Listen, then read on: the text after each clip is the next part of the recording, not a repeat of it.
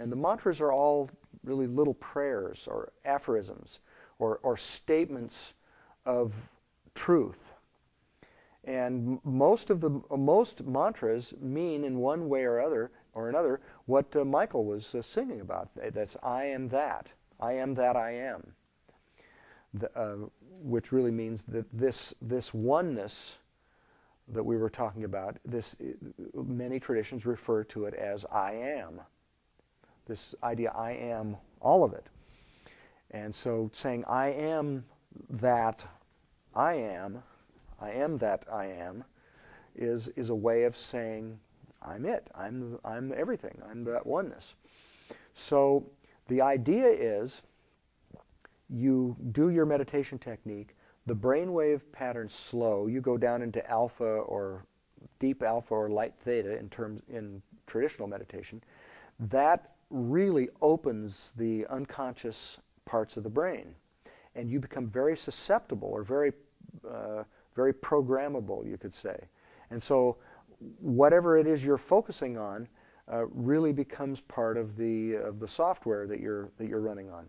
So they would have you know, some sort of an aphorism, some sort of a prayer, something that affirms that you are that oneness.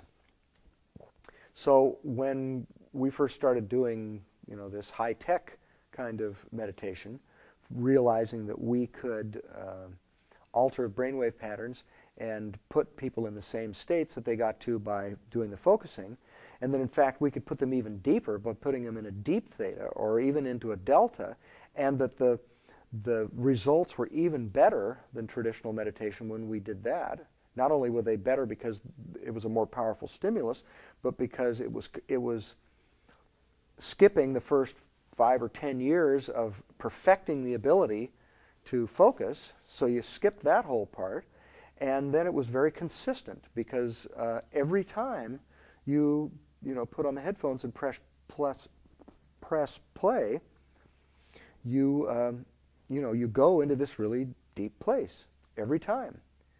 You don't have to have days where I just couldn't get into it today, and because if we put you, regardless of your experience, if we put you on an EEG machine, you'd find that you're going right there whenever you do this. So then we thought, well, okay, what are we going to do about all this programming then? Now, a certain amount of the programming gets dealt with anyway as the neurophysiological structure in the brain reorganizes, but we thought we should take advantage of the fact that we are in these really slow, really susceptible brainwave patterns. So first we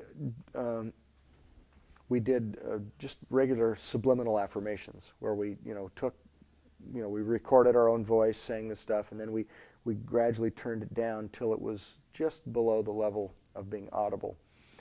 And after doing that with a bunch of people, this was before we started Centerpoint, for a while, we kind of concluded we didn't think it was doing anything. We didn't really think it was working very well. And there is a lot of contention that subliminal stuff doesn't really reach the brain, and that it doesn't have an effect.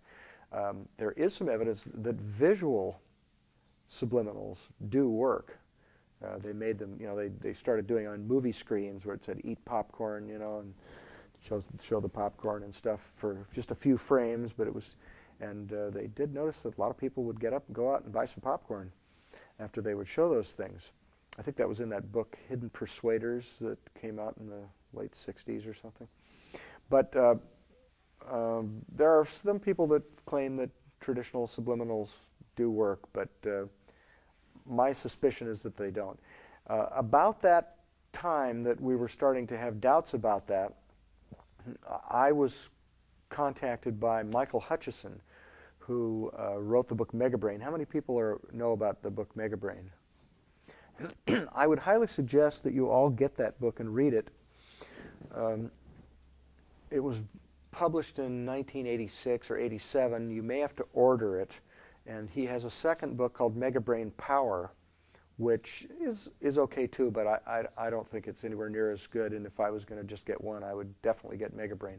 Megabrain is about, Michael went around to all these scientists and crackpots like me who were playing around with this stuff. I wasn't one of the people he went to because I wasn't doing it yet when he did this, but he went around to people like me that were playing around with this but weren't necessarily scientists, and explored all these different technologies that affected consciousness. And then he wrote this book about it, and it's very heavily scientifically based. There's a huge bibliography in the back of all kinds of scientific papers and a lot of information from a lot of scientists and some really interesting stuff in it. And he talks about all of this, this whole subject of these technologies and how they affect consciousness and